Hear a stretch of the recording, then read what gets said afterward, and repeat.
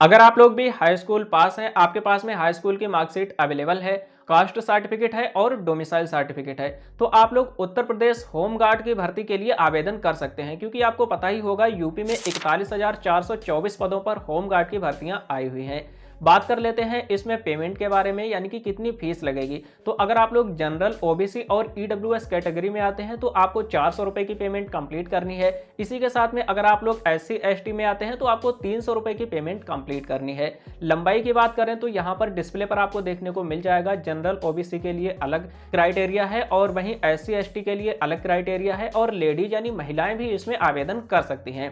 तो बहुत से लोगों ने इसमें आवेदन नहीं किया है, तो आप लोगों को अपने मोबाइल फोन के माध्यम से किस तरह से ऑनलाइन फॉर्म को फिल करना है, इस वीडियो में मैं आप लोगों को पूरा रजिस्ट्रेशन से लेकर के फाइनल सबमिट यानी कि प्रिंट आउट तक का प्रोसेस बताने वाला हूं। सबसे पहले आपको गूगल को ओपन करना है और यहां पर आपको टाइप करना है upprpb.in। इतना टाइप करने के बाद सर्च करेंगे। इसके बाद आपको यहाँ पर ओके वाले ऑप्शन पर क्लिक करना है। यूपी पुलिस भर्ती की ऑफिशियल वेबसाइट पर आ जाएंगे। नीचे की साइड में आप लोगों को आ जाना है और यहाँ से आप लोग इसकी कंप्लीट नोटिफिकेशन डाउनलोड कर सकते हैं। जो लास्ट डेट है एप्लीकेशन की वो यहाँ पर 17 दिसंबर 2025 है। ऊपर आएंगे, सबसे पहले आप लोगों को यहाँ पर OTR रजिस्ट्रेशन कंप्लीट करना है, जिसके लिए आपको रजिस्टर हेयर वाले ऑप्शन पर एक बार क्लिक करना है।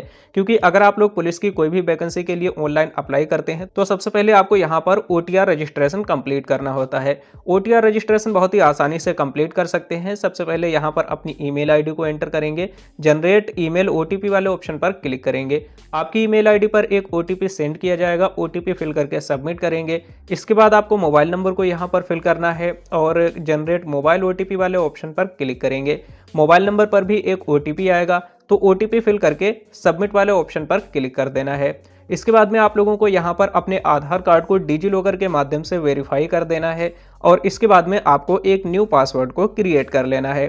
जैसे ही आप लोग पासवर्ड क्रिएट करेंगे, आपका जो OTR है वह सक्सेसफुली सबमिट हो जाएगा। और OTR रजिस्ट्रेशन करने के बाद अब आपको यहाँ पर लॉगिन करना है। लॉगिन करने के 3 ऑप्शन मिल जाते हैं। पहला ऑप्शन है लॉगिन विद अकाउंट, दूसरा यहाँ पर लॉगिन विद आधार आईडी और तीसरा डिजी लॉकर। तो हमें यहाँ पर पहले नंबर पर क्लिक करना है, लॉगिन विद अकाउंट, इस वाले ऑप्शन पर क्लिक करेंगे। अपने मोबाइल नंबर को या फिर ईमेल आईडी को यहाँ पर फिल करेंगे। जो भी आपने OTR रजिस्ट्रेशन करते समय पासवर्ड क्रिएट किया था उस पासवर्ड को यहाँ पर फिल करेंगे। इस वाले बॉक्स पर टिक लगाएंगे और लॉगिन वाले ऑप्शन पर क्लिक करेंगे। और अब आपसे पूछा जा रहा, आप ईमेल आईडी पर OTP प्राप्त करना चाहते हैं या फिर मोबाइल नंबर पर। हमने यहाँ पर फोन वाले ऑप्शन को सिलेक्ट कर लिया। अब आपके मोबाइल नंबर पर एक OTP सेंड किया जाएगा, वो OTP यहाँ पर फिल कर देना है और OTP को फिल करने के बाद में आपको लॉगिन वाले ऑप्शन पर एक बार क्लिक कर देना है। जैसे ही क्लिक करेंगे आप लोग इस पोर्टल में सक्सेसफुली लॉगिन हो जाएंगे। अब हमें यहाँ पर कुछ नीचे की साइड में आना है, ऑप्शन देखने को मिल जाएगा ऑनलाइन एप्लीकेशन। हमें इसी वाले ऑप्शन पर एक बार क्लिक कर देना है। क्लिक करने के बाद में यहाँ पर नीचे की साइड में आप लोगों को देखने को मिल जाता है उत्तर प्रदेश होम गार्ड्स के पदों पर एनरोलमेंट 2025। इस वाले बॉक्स पर एक बार टिक लगाना है और इसके बाद में अप्लाई वाले ऑप्शन पर एक बार क्लिक कर देना है। अप्लाई पर क्लिक करने के बाद कुछ इस तरह से पेज आ जाएगा। सबसे पहले यहाँ पर हमें पर्सनल डिटेल को फिल करना है और यहाँ पर आपकी जो व्यक्तिगत विवरण है वह काफ़ी विवरण आप लोगों के आधार कार्ड और हाई स्कूल की मार्कशीट के अकॉर्डिंग ही फैच कर लिया जाएगा। तो सबसे पहले तो यहाँ पर आपका नेम आ जाएगा। इसी के साथ में यहाँ पर और भी सारे कुछ इन्फॉर्मेशन देखने को मिल जाएगी। यहाँ पर आप लोगों को अपने माताजी के नेम को एंटर कर देना है। कुछ नीचे की साइड में आना है, यहाँ पर आप लोगों को अपनी वैवाहिक स्थिति यानी कि मैरिटल स्टेटस बताना है। इसके बाद में यहाँ पर पूछा जा रहा है क्या आप उत्तर प्रदेश के निवासी हैं। अगर यूपी में रहते हैं तो यस वाले ऑप्शन को सिलेक्ट कर लेना है और इसके बाद यहाँ पर आप लोगों को अपने डिस्ट्रिक्ट का नाम सिलेक्ट कर लेना है। जो आपका निवास प्रमाण पत्र है वह किसके जरिए जारी किया गया है वो आप लोगों को यहाँ पर बताना है। अगर आपने खुद से ई-डिस्ट्रिक्ट के माध्यम से निवास प्रमाण पत्र बनाया है तो आपको यहाँ पर तहसीलदार सिलेक्ट कर लेना है। इसी के साथ में कौन सी डेट को आपका निवास प्रमाण पत्र जारी हुआ है वो डेट आपको यहाँ पर इस कैलेंडर के माध्यम से सिलेक्ट कर लेनी है और यहाँ पर आप लोगों को डोमिसाइल सर्टिफिकेट नंबर यानी कि एप्लीकेशन नंबर को फिल करना है। इसके बाद कुछ नीचे की साइड में आ जाना है, यहाँ पर आप लोगों को सर्टिफिकेट का सीरियल नंबर एंटर कर देना है। ये सारी कुछ डिटेल आपके मूल निवास प्रमाण पत्र पर दी हुई रहती है। अब आप लोगों को यहाँ से कैटेगरी को सिलेक्ट कर लेना है। तो अगर आप लोग यहाँ पर SC ST या फिर OBC से हैं तो आपको सिलेक्ट करना है। इसके बाद यहाँ पर आई अंडरस्टैंड एंड एग्री वाले ऑप्शन पर क्लिक करेंगे। जैसे ही क्लिक करेंगे अब यहाँ पर आप लोगों को अपनी कास्ट सर्टिफिकेट की इंफॉर्मेशन को फिल करना है। सबसे पहले आप लोगों को यहाँ से अपने डिस्ट्रिक्ट का नाम सिलेक्ट कर लेना है। और डिस्ट्रिक्ट का नाम सिलेक्ट करके ये जो प्रमाण पत्र है वह किसके द्वारा जारी किया है, तो हमने यहाँ पर तहसीलदार सिलेक्ट कर लिया।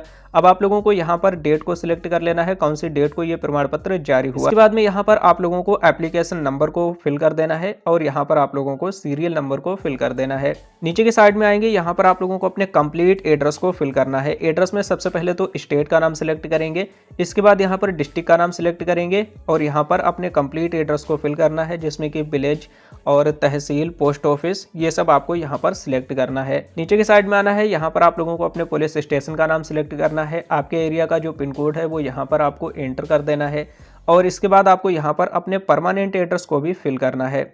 तो यहाँ पर सबसे पहले डिस्ट्रिक्ट का नाम सिलेक्ट करेंगे और यहाँ पर कंप्लीट एड्रेस फिल करेंगे, यहाँ पर पुलिस स्टेशन और आपके एरिया का जो पिन कोड है वो यहाँ पर एंटर करेंगे। नीचे की साइड में आएंगे, ये दोनों ऑटोमेटिक ही फिल रहेंगे और अब आपको यहाँ पर सेव वाले ऑप्शन पर एक बार क्लिक कर देना है। सेव वाले ऑप्शन पर क्लिक करके नेक्स्ट वाले ऑप्शन पर क्लिक करेंगे। यहाँ पर जो हमारी पर्सनल डिटेल है वह कंप्लीट फिल हो चुकी है। अब हमें यहाँ पर अदर डिटेल्स को फिल करना है, जिसके लिए नीचे की साइड में आना है। पूछा जा रहा है क्या आप स्वतंत्रता संग्राम सेनानी आश्रित हैं, तो अगर हैं तो यस करेंगे, नहीं तो नो वाले ऑप्शन को सिलेक्ट करेंगे। इसी प्रकार से यहाँ पर क्या आप भूतपूर्व सैनिक हैं, अगर हैं तो यस करेंगे, नहीं तो यहाँ पर भी नो वाले ऑप्शन को सिलेक्ट करके नेक्स्ट वाले ऑप्शन पर एक बार क्लिक कर देना है। क्लिक करने के बाद में अब आपको यहाँ पर अपनी एजुकेशनल क्वालिफिकेशन की इन्फॉर्मेशन को फिल करना है, जिसके लिए कुछ नीचे की साइड में आ जाना है। सबसे पहले आप लोगों को यहाँ से अपने बोर्ड का नाम सिलेक्ट कर लेना है। उत्तीर्ण करने का माह व वर्ष आप लोगों को इस कैलेंडर के माध्यम से सिलेक्ट कर लेना है। जो भी हाई स्कूल में रोल नंबर था उस रोल नंबर को फिल करेंगे और जो प्रमाण पत्र क्रमांक था वो आपको यहाँ पर फिल करना है। ये सारी चीज़ें आप लोगों के हाई स्कूल की जो मार्कशीट है उसी पर दी हुई रहती हैं। नीचे की साइड में आएंगे, यहाँ पर आप देख सकते हो हमने सभी कुछ इन्फॉर्मेशन फिल कर दी है और अब हमें यहाँ पर नेक्स्ट वाले ऑप्शन पर एक बार क्लिक कर देना है। क्लिक करने के बाद में अब आपसे यहाँ पर कैमरा की परमिशन मांगेगा, क्योंकि आपका यहाँ पर एक लाइव फोटो कैप्चर किया जाएगा। तो यहाँ पर हमें अलाउ दिस टाइम इस वाले ऑप्शन पर एक बार क्लिक कर देना है और अब आपको यहाँ पर नीचे की साइड में आना है। डॉक्यूमेंट्स को आप लोगों को अपलोड करना है, साथ ही एक लाइव फोटो को कैप्चर करना है और अपने सिग्नेचर को अपलोड करना है। दस्तावेज में सबसे पहले तो आप लोगों को यहाँ पर डोमिसाइल सर्टिफिकेट को अपलोड करना है। इसी के साथ में यहाँ पर आप लोगों को 10th स्टैंडर्ड और इक्विवेलेंट सर्टिफिकेट यानी कि हाई स्कूल का सर्टिफिकेट अपलोड करना है और यहाँ पर आप लोगों को हाई स्कूल की मार्कशीट अपलोड करनी है। बहुत से लोग ऐसे हैं जिन लोगों के पास में हाई स्कूल का सर्टिफिकेट नहीं है, सिर्फ मार्कशीट ही है, तो उन लोगों को यहाँ पर करना क्या है, इन दोनों ही ऑप्शन में हाई स्कूल की मार्कशीट को ही अपलोड कर देना है। अपलोड करने के बाद में अब नीचे की साइड में आ जाना है और यहाँ पर आप लोगों को पूरा एक लाइव फोटो कैप्चर करना है, जिसके लिए आपको यहाँ पर कैप्चर लाइव इमेज इस वाले ऑप्शन पर क्लिक करना है। जैसे ही क्लिक करेंगे अभी आप लोग देख सकते हो कुछ इस तरह से यहाँ पर कैमरा चालू हो जाएगा और आप लोगों को अपने फेस को बिल्कुल इस सर्कल के बीचों बीच में रखना है और जो बैकग्राउंड है वह बिल्कुल व्हाइट कलर का होना चाहिए, जैसे कि मैं आप लोगों को अभी यहाँ पर दिखा देता हूँ। और इसके बाद में आप लोगों को एक दो बार अपने पलक को झपकना है। नीचे आपको ऑप्शन देखने को मिल जाता है कैप्चर का, तो हमें इसी वाले ऑप्शन पर एक बार क्लिक कर देना है। ऐसे ही क्लिक करेंगे आपका जो फोटो है वह सक्सेसफुली यहाँ पर कैप्चर कर लिया जाएगा। अब आपको यहाँ पर सिग्नेचर को अपलोड करना है, जिसके लिए ब्राउज वाले ऑप्शन पर क्लिक करना है। जहाँ कहीं पर भी सिग्नेचर रखे हैं उन सिग्नेचर को यहाँ पर आप लोगों को कुछ इस तरह से अपलोड कर देना है। फोटो और सिग्नेचर को अपलोड करने के बाद में नीचे की साइड में आना है, ऑप्शन देखने को मिल जाता है नेक्स्ट, तो हमें यहाँ पर नेक्स्ट वाले ऑप्शन पर एक बार क्लिक कर देना है। नेक्स्ट पेज कुछ इस तरह से आ जाएगा। आवेदक का फोटो और हस्ताक्षर सक्सेसफुली अपलोड हो चुके हैं। और भी नीचे की साइड में आप लोगों को आना है, कुछ क्वेश्चंस आपसे पूछे जाएंगे, जैसे कि यहाँ पर एनसीसी प्रमाण पत्र आपके पास में है या फिर नहीं। अगर है तो यस करना है, नहीं तो नो वाले ऑप्शन को सिलेक्ट करना है। इसी के साथ में क्या आपने स्काउट गाइड प्रमाण पत्र आपके पास में है, तो अगर है तो यस करेंगे, नहीं तो नो वाले ऑप्शन पर क्लिक करेंगे। और यहाँ पर आपदा मित्र प्रशिक्षण प्रमाण पत्र अगर है तो यस करेंगे, नहीं तो इसमें भी नो वाले ऑप्शन को सिलेक्ट करेंगे। आपके पास में 4 व्हीलर का ड्राइविंग लाइसेंस है या फिर नहीं, तो यस या नो में सिलेक्ट कर लेंगे। यहाँ पर जो भी बॉक्सेस दिखाई दे रहे हैं इन सभी बॉक्सेस पर आपको कुछ इस तरह से टिक लगा देना है। नीचे की साइड में आना है, यहाँ पर भी बॉक्स दिखाई दे रहा है, इस पर भी हमें टिक लगा देना है। अब यहाँ पर देखिए बहुत से लोग कंफ्यूज हो जाते हैं कि हमें इस वाले ऑप्शन में यस करना है या फिर नो करना है। सबसे पहले यहाँ पर आपको पढ़ लेना है क्या लिखा हुआ है। घोषणा करता हूँ या फिर करती हूँ कि मुझे विधि द्वारा स्थापित किसी भी न्यायालय द्वारा कभी भी दोषी नहीं ठहराया गया है। तो यहाँ पर इसका मतलब है कि मैं घोषणा करता हूँ कि हमें कभी भी दोषी नहीं ठहराया गया है। तो अगर नहीं ठहराया गया तो आप लोगों को यहाँ पर यस वाले ऑप्शन को सिलेक्ट करना है, लेकिन अगर आपको कभी भी दोषी ठहराया गया है तो आपको यहाँ पर नो वाले ऑप्शन को सिलेक्ट करना है। इसी तरह से यहाँ पर नीचे की साइड में एक बॉक्स दिखाई दे रहा है, इस वाले बॉक्स पर भी आप लोगों को टिक लगा देना है। टिक लगाने के बाद में और भी नीचे की साइड में आएंगे, यहाँ पर भी देखिए यस या नो में आप लोगों को इसका जवाब देना है। तो इसमें भी साफ साफ लिखा हुआ है कि मैं घोषणा करता हूँ या फिर करती हूँ मेरे विरुद्ध किसी न्यायालय में कोई आपराधिक मुकदमा विचाराधीन नहीं है। तो यहाँ पर विचाराधीन नहीं है तो यस करेंगे, अगर कोई भी मुकदमा विचाराधीन है तो आपको यहाँ पर नो वाले ऑप्शन को सिलेक्ट कर लेना है। इसके बाद में आपको यहाँ पर आपका जो प्लेस है यानी कि सिटी, टाउन या डिस्ट्रिक्ट, उसका नाम फिल करेंगे। जिस भी दिन आप लोग फॉर्म अप्लाई कर रहे हैं वो डेट यहाँ पर आ जाएगी, एप्लीकेंट के सिग्नेचर आ जाएंगे और नीचे की साइड में आप लोगों को यहाँ पर प्रीव्यू एप्लीकेशन इस वाले ऑप्शन पर एक बार क्लिक कर और क्लिक करने के बाद में आपके एप्लीकेशन का पूरा प्रीव्यू कुछ इस तरह से आ जाएगा। तो आप लोगों को यहाँ पर अच्छी तरह से एप्लीकेशन के प्रीव्यू को चेक कर लेना है कि कोई मिस्टेक तो नहीं है। यहाँ पर पूरा फॉर्म आपके सामने कुछ इस तरह से आ जाएगा, लेकिन अगर आपको लगता है कि सब कुछ सही है, कोई भी मिस्टेक नहीं है, तो यहाँ पर इस वाले बॉक्स पर एक बार टिक करेंगे और इसके बाद में यहाँ पर आपको जनरेट ओटीपी वाले ऑप्शन पर एक बार क्लिक कर देना है। और जैसे ही क्लिक करेंगे अब आप लोगों के मोबाइल नंबर पर एक ओटीपी सेंड किया जाएगा। ओटीपी यहाँ पर फिल करेंगे, ओटीपी फिल करके वेरीफाई ओटीपी वाले ऑप्शन पर एक बार क्लिक कर देना है। अब जैसे ही क्लिक करेंगे यहाँ पर आप लोगों को पेमेंट कंप्लीट करनी है, जिसके लिए हमें यहाँ पर पे नाउ वाले ऑप्शन पर एक बार क्लिक कर देना है। और क्लिक करने के बाद में यहाँ पर पेमेंट कितनी करनी है, 400 रुपये। और मैं आपको पहले ही बता चुका हूँ जो जनरल ओबीसी ईडब्ल्यूएस के कैंडिडेट हैं उन्हें यहाँ पर 400 रुपये की फीस का पेमेंट करना है। बाकी एससी एसटी के लिए यहाँ पर 300 रुपये की फीस का पेमेंट आपको कंप्लीट करना है। तो इसके लिए नीचे की साइड में आपको आ जाना है, ऑप्शन देखने को मिल जाता है पे विद SBI ई-पे। तो हमें इसी वाले ऑप्शन पर एक बार क्लिक करना है। इस वाले बॉक्स पर टिक लगा के आगे बढ़े वाले ऑप्शन पर क्लिक करेंगे।